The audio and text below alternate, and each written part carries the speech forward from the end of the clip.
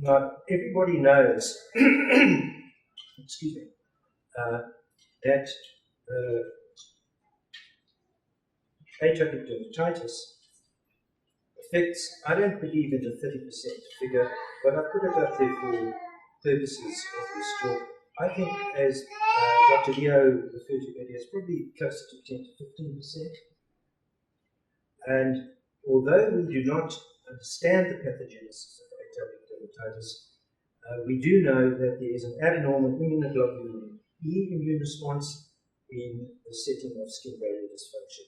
And that's quite an important point, because there is some very important work done by Dr. Yumi Nakamura and her team, and what they established was this.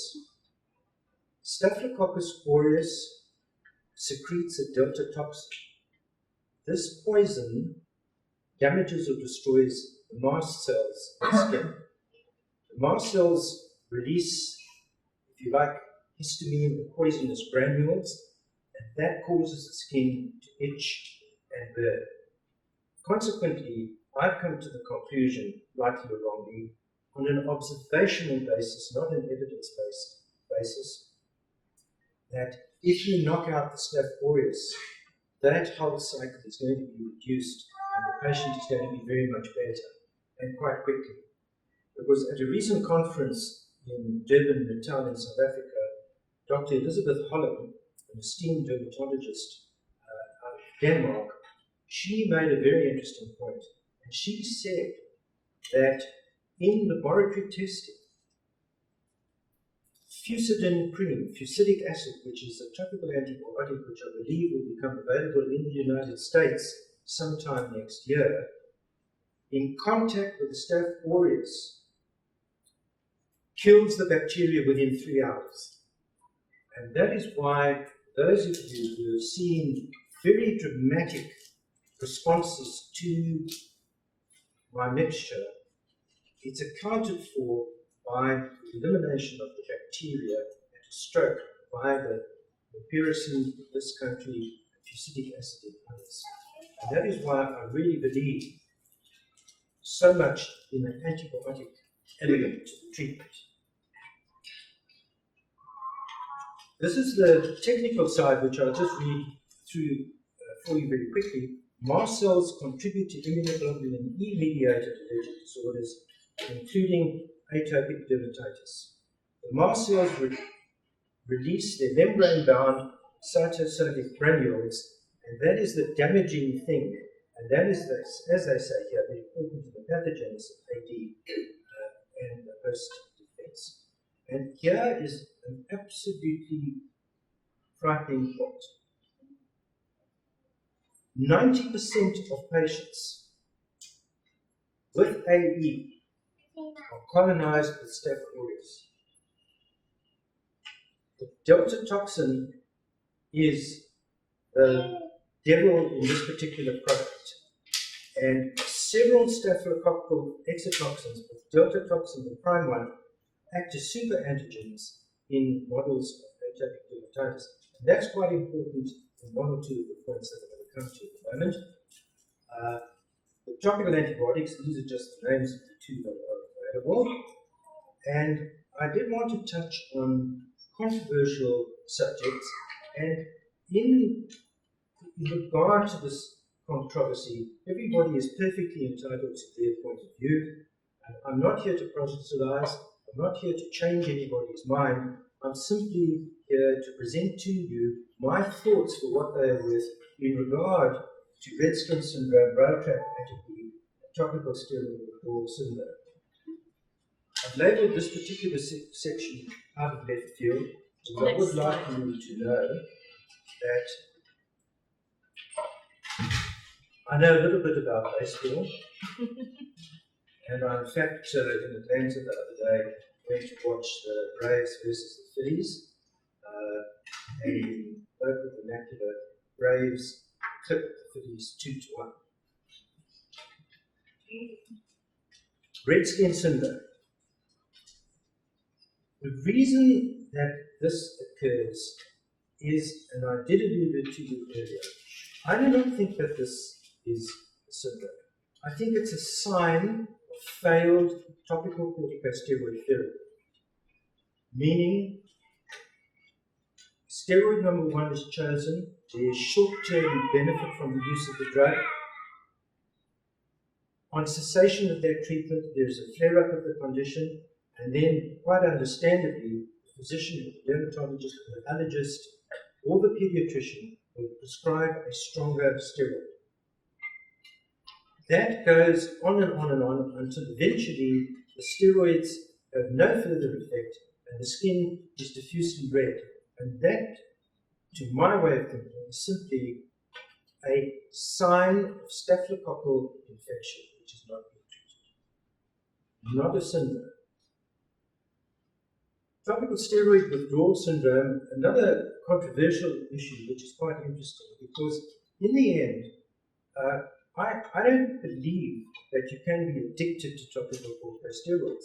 In the same way that if a patient is being treated for diabetes or being treated for hypertension, high blood pressure, if you stop the therapy in those conditions, or you inadequately reduce the therapy, you will get a flare-up in the same way that you get flare-ups with eczema. In other words, the sugar levels in the blood will increase, the blood pressure will go sky high once again, and I have to say that those patients are not addicted to antihypertensive or to anti-diabetic drugs. And therefore, I don't believe that our eczema patients are addicted to the steroids. I simply believe that the steroids could be used in a more appropriate and a more effective manner. However, those are my views on that.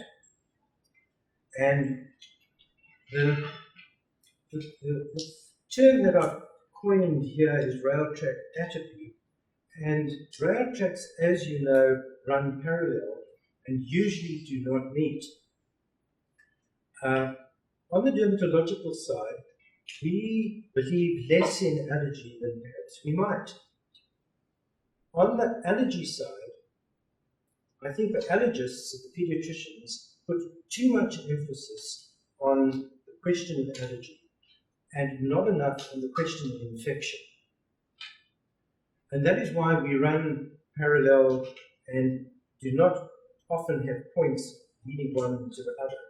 Now, having said that, what I have found, once again, this is not evidence-based, it's observational-based, that if you clear the Staph aureus, it is quite remarkable how many of the allergies disappear. And in these children, or adults for that matter, these are not allergies. The skin is so reactive and it's so sensitive that almost anything they contact is considered to be a trigger factor, and many of them aren't. Now, this is not to say that children are not reactive to grass, for example, to eggs, to wheat, and so forth. Many of them are. And perhaps the allergists need to take on board a little bit more of staph side of the thing, and we dermatologists mustn't neglect or ignore the question of specific allergies. And the next trap here is if your child or if a child has high levels of immunoglobulin E, so-called E, the allergists will immediately say, this child has multiple allergies. But they do not realize perhaps that EE is also increased by skin bacterial infection. And this particular slide on your screen, I draw your attention to the fact that the reference is dated 2001. That's 14 years ago. And we are still not looking adequately or aggressively enough at secondary skin infection. We're looking too much at the allergic side. Now, I'm going to end my talk before I'll be happy to answer any questions that you may have.